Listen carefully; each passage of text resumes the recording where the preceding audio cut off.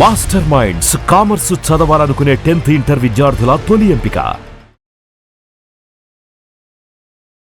నమస్తే రమ్మగారు. నమస్తే జయ. రమ్మగారు, ఆలయాల యొక్క నీడ మన ఇంటి మీద పడకూడదు, ఆ నీడ పడే చోట మనం ఇంటిని నిర్మించుకోకూడదు అని చెప్తుంటారు. దీనికి ప్రత్యేకమైన కారణం ఏదైనా ఉందండి? దేవాలయ వాస్తుశాస్త్ర వాస్తవాలు మామూలుగా మన ఇళ్ళకు కూడా ఏదో తూర్పని పడమరని ఈ పక్కన సందు ఉండొచ్చని ఉండకూడదని, ఈశాన్యం వీధిపోటు మంచిది, ఆగ్నేయం వీధిపోటు మంచిది కాదు, ఆగ్నేయం నడక మంచిది కాదు, నైరుతి నడక మంచిది కాదు, నైరుతి నేల ఆకాశాన్ని చూడరాదు, ఇలాంటి నియమాలు చాలా ఉంటాయి కదా జయ వాస్తుశాస్త్రంలో. అవును. ఓ ఇల్లు కట్టుకునేటప్పుడు కొంచెం 4 చూసుకుని గాలి వెలుతురు తూర్పు పడమర దిక్కు దివాణం చూస్తాం కదా, చూడాలి ఖచ్చితంగా కదా. ఈ చూసే క్రమంలో ఫలానా ఉండకూడదు అనేది ఒక నియమం. అలాగే దేవాలయాలకి వాస్తు కూడా ప్రత్యేక నియమాలు ఉంటాయి. ఏ దిక్కును ఏది ఉండాలనేది దేవాలయానికి కూడా ఉండేది. ఇది వరకు దేవాలయాలు ఎలా ఉండేవమ్మా? ఓ 15 ఎకరాలు దించి మొదలుపెట్టి 200 ఎకరాల దాకా ఉండేవి పెద్ద పెద్ద దేవాలయాలు. అవును. తర్వాత చుట్టూతా ప్రాకారాలు. దేవాలయాన్ని ఆనుకుని ఇళ్ళు ఉండటం అనేది పూర్వకాలంలో ఉండేదే కాదు, ఉండదు, లేదు. ఇప్పుడు ఏమైంది, మనకి సందులో చిన్న ప్లేస్ ఉంటే అక్కడ చిన్న దేవాలయం వెలయించేస్తారు, అక్కడ ప్రతిష్ఠ చేసేస్తారు. దేవాలయాలకి ఆనుకుని ఇళ్ళ మధ్యలోనే దేవాలయాలు ఇప్పుడు వచ్చింది. ఇప్పుడు స్థలాభావమను ఇంకోటను వాళ్ళ తాత్కాలిక ఆ కాలంలో ఆ సమయంలో వాళ్ళకి వచ్చిన ఐడియాను ఏదో చెప్తారు. దేవాలయపు వాస్తు లెక్క ఏంటంటే ఈ గాలిగోపురం తాలూకు నీడ ఎక్కువ గంటలు మన ఇంటి మీద పడకూడదు, దాని నీడ, అది లెక్క. కాసేపు ఊరికే అలా కనపడి వెళ్ళిపోతే ఏమవ్వదు. అంటే అది ఉన్న దిక్కును బట్టి కదా, ఇది ఎన్ని డిగ్రీలలో మనం ఏ కోణంలో మన ఇల్లు ఉంది అనే దాని మీదే డిపెండ్ అయి ఉంటుంది. పొద్దున కాసేపు నీడ పడుతుంది, తర్వాత ఉండదనుకో, ఒక రకం. 5-6 గంటలు మించి దాని నీడ మన మీద పడకూడదు. రోజులో ఎన్ని గంటలు ఉంటాయి నీడలు? ఉదయం 6 నుంచి సాయంత్రం 6 దాకా ఉండొచ్చు కదా. ఇందులో సగం రోజు మన దేవాలయపు నీడ మన ఇంటి మీద పడ్డం మంచిది కాదు. ఈ దేవాలయాల్లో మళ్ళీ మందిరాలు మండపాలు వేరే. దేవాలయం అంటే ఏమిటి? శాస్త్రోక్తంగా ప్రతిష్ఠ జరిగిన దేవాలయము, ధ్వజస్తంభము, గాలిగోపురము, రాజగోపురము ఇట్లా ఉన్నది పనికిరాదు. మామూలుగా ఏదో చిన్న సాయి మందిరం, ఓ చిన్న మందిరం, ఆంజనేయ స్వామి మండపం, చిన్న మండపం లాగా ఉండి దానికి ధ్వజం ఉన్నా పర్వాలే. ఈ గోపురం కడతారు చూడు, రాజగోపుర గాలిగోపురాలు, వాటి నీడలు పడకూడదు. కారణం ఏమై ఉండొచ్చు, మనం ఊహిద్దాం జస్ట్ జనరల్గా. ఇప్పుడు ఇట్లా గోపురంగా పెడతారా, మొత్తం బరువంతా అక్కడ ఉంటుంది, పైన కలశాలు పెడతారు. అవును. దీన్ని ఎట్లా ఏది దేవాలయపు వాస్తు లక్షణం ఏమిటి? ఇది ఇలా పిరమిడ్ లాగా ఇలా పైకెళ్ళి పైదాకా ఉండి అక్కడ ఇవి కలశాలు అవి పెట్టి కాస్మిక్ ఎనర్జీని అట్రాక్ట్ చేయటం. ఈ కింద లోపల ఉన్న అయ్యవారికి మీదకి, ఆ లోపల నుంచి ఇట్లా కాస్మిక్ ఎనర్జీ కిందకు వచ్చేలాగా ఆ ఎనర్జీ అవే కదా ఏమంటారు, పవర్ హౌసులు దేవాలయాలు. వీటి మీద పిడుగులు అవి పడే అవకాశం ఉంది కదా ఎత్తుగా ఉన్నప్పుడు. ఉందా? ఉంటుంది. ఇప్పుడు పిడుగో ఏదో పడింది అనుకో, ఈ దేవాలయపు బురుజు శాంతం పాపం ఏదైనా విరిగిందనుకో, ఎక్కడ పడుతుంది అది? దీని నీడ ఏ ఇంటి మీద ఏ ఇళ్ల మీద పడుతుందో అటే కదా పడేది. అంతేగా, అక్కడేగా అవకాశాలు. నీడ పడేంత దగ్గరగా ఉంటే ఇంత పెద్ద గోపురం పొరపాటున గతి తప్పి కూలిందంటే ఇళ్ల మీద పడిపోతుంది. ఇది అయ్యుండొచ్చు, అవ్వచ్చు. తర్వాత ఈ దేవాలయంలో ఏంటంటే దేవతలు వస్తూ ఉంటారు. ఆ దేవాలయపు గంట వినపడినంత దూరము అసుర శక్తులు అవి ఏమి దగ్గరికి రావు, అవి అక్కడక్కడే తిరుగుతూ ఉంటాయని ఒక శాస్త్రం చెప్తారు. బయట తిరుగుతాయి. గంట వినపడేంత వరకు, గంట ఎక్కడి దాకా వినిపిస్తుందో అక్కడి నుంచి అవతలు ఉంటాయి. ఇప్పుడు ఈ గుడి పక్కనే ఇళ్ళు ఉంటే మన మీద నెగిటివ్ ఎనర్జీ ఉండే అవకాశం ఒకటి ఉంది కదా, ఇదో పాయింట్ కదా. అందుకని దేవాలయాల్ని ఆనుకుని ఇళ్ళు కట్టుకోకూడదన్న నియమం ఉండేది పూర్వం. దూరంగా ఉండాలి.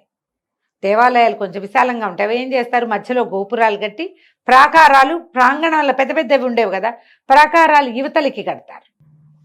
రాజగోపురం మధ్యలో ఉంటుంది, గాలిగోపురాలు ఎడ్జెస్లో ఉంటాయి. అవును. ఆ ఎడ్జ్ మీద నుంచి కూడా ఈ గోపురపు నీడ కూడా పడకూడదు. అందుకని చుట్టూతా 4 దారులు వదిలిపెట్టి అవతల ఇల్లు కట్టించేవాళ్ళు.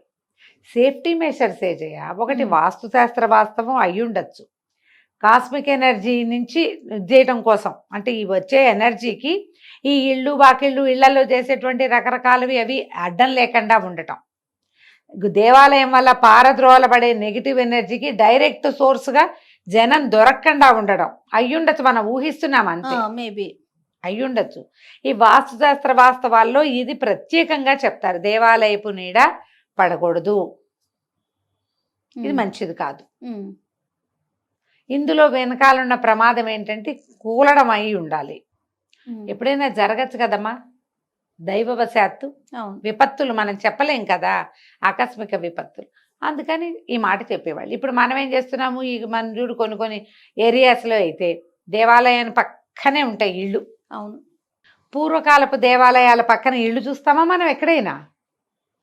పురాతన దేవాలయాలకి ఇళ్ళకి సంబంధం ఉండదు. ఇప్పుడు కూడా అట్లా సెపరేట్గా కడుతున్నారు కొంతమంది. కొంతమంది ఏం చేస్తారు, అక్కడే ఉంటారు. ఈ ఉజ్జయిని వెళ్ళేమా, ఇళ్ల మధ్యలోనే ఎన్ని చిన్నవి చిన్నవి చిన్నవి చిన్నవి ఎన్ని దేవాలయాలు ఉంటాయో అక్కడ. అవన్నీ మండపాలుగా కనపడతాయి, ఈ గోపురాలుగా కనిపించవు. మండపం మందిరం ఓకే, గోపురం వచ్చేసరికి జాగ్రత్తలు. ప్రతిష్ట, ధ్వజము, గోపురము ఉన్నప్పుడు మాత్రం ఆ నీడ పడనివ్వకుండా ఉండడమే మంచిది. ఇప్పుడు ఆల్రెడీ ఏవో ఇళ్ళు ఉన్నాయి, ఆ ఇల్లు అమ్మకానికి వచ్చింది, మనకు వెంటనే డౌట్ వస్తుంది, దేవాలయం నీడ పడకూడదు అంటారు, దీని నీడ పడుతుందేమో.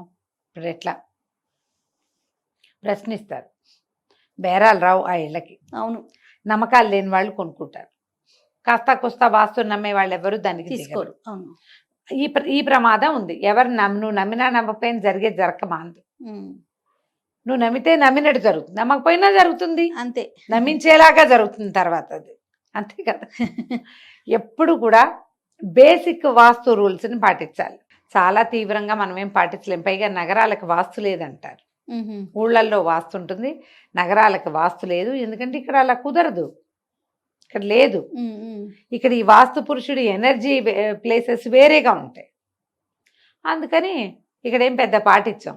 ఆ పాటించిన లక్షణాలు ఏంటి, దేవాలయం ఉంటే దాని పక్కనే అపార్ట్మెంట్లు ఆనుకుని, గుళ్ళ పక్కన అపార్ట్మెంట్లోనే మనం ఇక్కడ శివాలయం లేదా, దాన్ని ఆనుకునేగా ఉంది అపార్ట్మెంట్ పక్కన. అవును, అవునా కదా.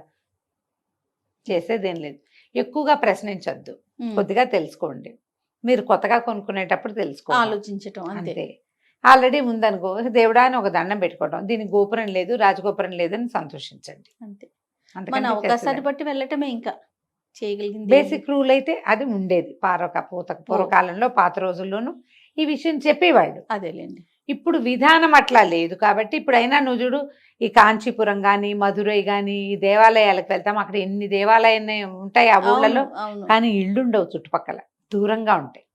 అప్పట్లో నిర్మించినవి కదా, పాతవి కదా. అవునండి. అప్పుడు వాస్తుని పాటించేవాళ్ళు. ఇప్పుడు మనకి పాటింపు లేదు, ఏం లేదు. ప్రశ్నలు మాత్రం పుష్కలంగా ఉన్నాయి, పాటించట్లా మనం. అసలు దేవాలయం అనగానే కోనేరు, పురాతన ఆలయాల్లో మనం కోనేరు చూస్తాం. ఇప్పుడు అసలు ఎక్కడ కనిపిస్తున్నాయి? ఏ దేవాలయానికి కోనేరు, పాత వాటికే కనిపిస్తాయి, కొత్త వాటికి దండం పెడతారు అంతే. కోనేరులకు అంత అవకాశం లేదండి, అంత ప్లేస్ వదిలిపెట్టలేమండి అలా అంటారు. మీరు ఏ పురాతన ఆలయానికి వెళ్ళినా కోనేరు కనపడుతుంది. తప్పకుండా వాస్తు ప్రకారం ఇక్కడ జలం ఉండాలన్న ఒక నియమం. కుండాలు ఉంటాయి అన్ని చోట్ల, కుండం ఉండాలి, ఉంటేనే ఈ కాస్మిక్ ఎనర్జీ కరెక్ట్గా ప్యాక్డ్గా ఆ లోపల ఉంటుంది. అందుకు పెట్టేవాళ్ళు. ఇప్పుడు ఏముంది, ఏదో ఒకటి గుడి కట్టేయటం ఒకటేగా కనిపిస్తుంది. మన అవకాశాన్ని బట్టి ఇంతైనా చెయ్యాలని ఏదో చేస్తున్నారు, దాన్ని మాత్రం మాన్పించడం ఎందుకు? అవును, అవును. అలాగే ముందుకెళ్ళండి. చాలా పెద్ద పెద్ద అపార్ట్మెంట్లలో కూడా తప్పకుండా దేవాలయం నిర్మాణం చేసే కొన్ని సంస్థలు కూడా కనపడుతున్నాయి. వాకిట్లో వెళ్తుంటేనే రైట్ సైడ్ గుడి ఉంటుంది, లేకపోతే మొత్తం బిల్డింగ్ల సెంటర్లో ఒక ఆలయం, దాని నీడ అటు ఇటు పడకుండా పర్ఫెక్ట్ గా ఎత్తుగా అలా కూడా నిర్మిస్తున్నారు. ఎంత మంచి విషయం చేయాలి. గుడి కోసం వీళ్ళు ఎక్కడికో పరిగెత్తక్కర్లేకుండా తమ సమాజంలోనే ఒక గుడి, అది మంచిది, స్వాగతించాల్సిన విషయం కదా. అవును, మంచి మాటే. రైట్. నమస్తే. నమస్తే.